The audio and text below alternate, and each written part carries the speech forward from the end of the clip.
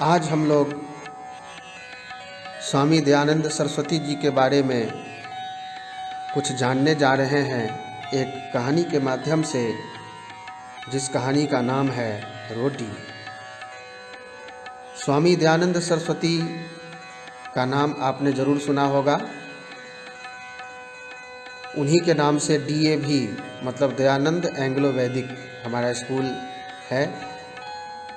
उन्होंने वेदों का प्रचार किया गुरुजी से शिक्षा प्राप्त करने के बाद, और वेदों का प्रचार करने के लिए वे गांव-गांव घूमते रहते थे और घूमते समय जो मिलता वही खा लेते, जहां रात हुई वहीं सो जाते थे। स्वामी जी में घमंड की भावना बिल्कुल नहीं थी। किसी गांव में भी जब वो जाते थे तो वो यही सोचते थे कि ये गांव मेरा अपना है और इस गांव में रहने वाले लोग मेरे भाई बहन हैं, और वेदों में जो इतनी महत्वपूर्ण जानकारियां भरी हुई हैं उन सब से इन लोगों का परिचय कराना ही मेरा धर्म है। कहीं भी वे जाते थे तो बिस्तर मिले या ना मिले चैन से सो जाते थे, आराम से सोते थे। और बच्चों को भी सिखाते थे कि आप लोग खेलिए, खेलने से शरीर मजबूत होगा और मजबूत शरीर में ही मजबूत दिमाग का निवास होता है। लोगों को सच्चा रास्ता दिखाना ही उनका धर्म था और स्वामी जी हमेशा सत्य की बातें ही किया करते थे और लोग बड़े ध्यान से उनकी बातें सुनते। स्वामी जी की बातों में इतना ओज और तेज था कि लोग उनकी बात सुनते ही मंत्रमुग्ध हो जाते थे और ढोंग और पाखंड छोड़ने का वायदा करते थे। जो उनके शरण में आता था उनसे प्रभावित होता था, उनका शिष्य बनता था और अच्छे अच्छे काम करना शुरू कर देता था। एक दिन की बात है, स्वामी जी एक गांव गए। वो गांव बड़ा ही खुशहाल था, चारों ओर हरियाली थी, चिड़िया कोयल तोता मीठे स्वर में गाते थे, झूमते रहते थे। गाय भी पीठ खुजाती थी पेड़ से, शाम होते ही अपने मालिक के यहाँ लौट आती थी। उस गांव की हरियाली देखते ही बनती थी। स्वामी जी को बड़ा अच्छा लगा। वे उस रात वहाँ के लोगों को शिक्षा और दीक्षा देने के बाद रात्रि विश्राम के लिए वहीं पर रुक गए। वहाँ के लोगों को स्वामी जी ने सच्चा मानव धर्म बताया। कहा कि किसी से बैर मत करो, किसी से झगड़ा मत करो, सबके साथ हिल मिलकर प्रेम से रहो। स्वामी जी की बात सुनकर लोगों को बड़ा अच्छा लगा। वे सब आनंद मग्न हो गए और स्वामी जी की बात को हृदय से स्वीकार किया।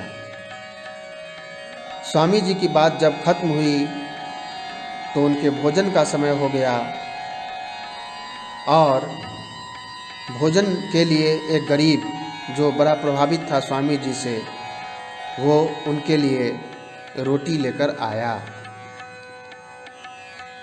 स्वामी जी बड़े प्यार से रोटी खाने लगे और रोटी लाने वाला गरीब तृप्त हो गया, मन ही मन संतुष्ट हो गया, क्योंकि उसने देखा कि इतने बड़े स्वामी जी हैं, पूरे भारतवर्ष में लोग इनको जानते हैं, लेकिन इनके मन में भेदभाव तनिक भी नहीं है। मुझ जैसे गरीब की रोटी भी कितने प्यार से खा रहे हैं। वो स्वामी जी के इस व्यवहार से मुग्ध हो गया, मन ही मन आनंदित हो गया, बहुत ज़्यादा खुश हो गया और पंखे से हवा करने लगा, क्योंकि खाते समय उसे लगा कि स्वामी जी को कहीं गर्मी लग रही हो, गरम गरम खाना है तो थोड़ी सी मैं हवा कर देता हूँ। इतने में एक आदमी चिल्लाया, बोला, स्वामी जी यह रोटी छोड़ दो, यह नाई की रोटी है। नाई जो हमारा बाल जो बनाता है, हजाम जिसको बोलते हैं, ये नाई की रोटी है, मैं आपके लिए और रोटी लाया हूँ, अच्छी वाली रोटी लाया हूँ, इसकी रोटी मत खाइए। नाई बेचारा डर गया कि स्वामी जी तो अब मुझे डांटेंगे कि तुम नाई हो, हज्जाम हो, लोगों के बाल बनाते हो और तुमने मुझे रोटी खिला दी, भागो यहाँ से। लेकिन ऐसा कुछ नहीं हुआ। स्वामी जी प्रेम से रोटी खाते रहे। वह आदमी स्वामी जी के पास आ गया तो स्वामी जी ने उसे देखा और धीमे से मुस्कुराए। फिर रोटी को उल्टा पलटा, फिर बोले, इस पर तो कहीं नाई नहीं लिखा है, यह तो गेहूं की रोटी है। अब गेहूं की रोटी तो गेहूं की है, चाहे नाई के हाथ से बने, चाहे हलवाई के हाथ से बने, चाहे सेठ के हाथ से बने, चाहे ब्राह्मण के हाथ से बने, चाहे राजपूत सिंह के हाथ से बने, लेकिन रोटी तो गेहूं की है। उस आदमी की गर्दन शर्म से झुक गई।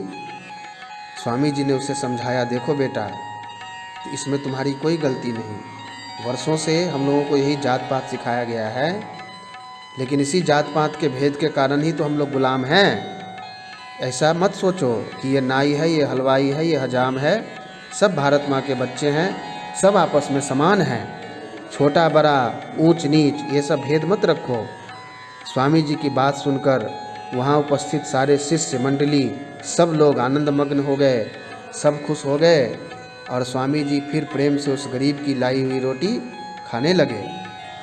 तो इस प्रकार से स्वामी जी का जो व्यवहार था उसमें शिक्षा झलकती थी, ज्ञान झलकता था और उसे देखकर ही लोग सीख जाया करते थे कि जात पात वगैरह का भेदभाव रखने में बुद्धिमानी नहीं है। यदि पूरे भारतवर्ष को एक सूत्र में बांधना है तो हमें सबको अपना भाई, बंधु, मित्र, सखा, दोस्त समझना होगा।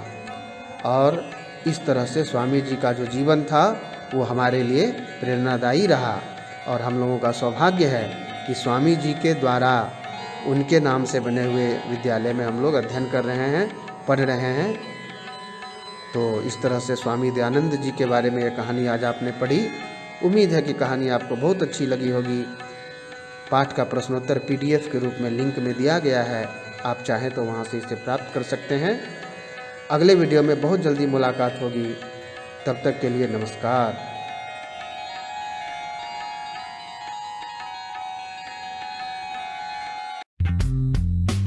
अगर आपने हमारे YouTube चैनल को अब तक सब्सक्राइब नहीं किया है तो आपको यहाँ सब्सक्राइब बटन दिख रहा है, इस पर आप क्लिक कीजिए और हमें सब्सक्राइब कर लीजिए। और साथ ही साथ इसके सामने एक नोटिफिकेशन बेल आ रहा है, इसे भी आप इनेबल कर दीजिए ताकि आपको तुरंत नोटिफिकेशन मिले जब भी हम कोई नई वीडियो अपलोड करें।